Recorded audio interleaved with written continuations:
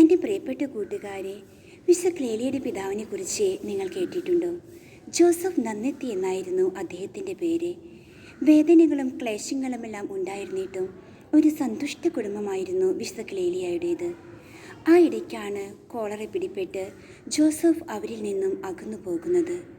ഇത് അവരെ ദുഃഖത്തിലാഴ്ത്തിയെങ്കിലും എല്ലാം ദൈവം അനുവദിച്ചതാണ് എന്ന ചിന്തയോടുകൂടി അവർ ദൈവത്തിൽ ആശ്രയിച്ചു. ക്ലേലിയാകട്ടെ യേശുവിനെ തൻ്റെ ആത്മമിത്രമായി സ്വീകരിച്ചുകൊണ്ട് തന്നെ ഒരിക്കലും വിട്ടുപിരിയാത്ത കൂട്ടുകാരനുമായി എല്ലാം പങ്കുവെച്ചു പോന്നു. അവൾ അമ്മയോട് പറയുമായിരുന്നു, അമ്മേ, ധൈര്യമായിരിക്കൂ, ഞാൻ നിങ്ങളെ സഹായിക്കാം, ദൈവവും നിങ്ങളെ സഹായിക്കും. പിതാവിൻ്റെ വേർപാടിൽ ദുഃഖാർത്തരായിരുന്ന കുടുംബാംഗങ്ങൾക്ക് ക്ലേലിയ അങ്ങനെ ഒരു ആശ്വാസമായി തീർന്നു. നമ്മുടെ ജീവിതവും ഇതുപോലെ ആയിരിക്കണം. മറ്റുള്ളവർ ദുഃഖിക്കുമ്പോൾ, അവർ വേദന അനുഭവിക്കുമ്പോൾ അവരുടെ കൂടെ നിൽക്കുവാൻ, അവർക്ക് ഒരു കൈ കൊടുക്കുവാൻ വിശുദ്ധ ക്ലേലിയയെ പോലെ നമുക്കും സാധിക്കട്ടെ.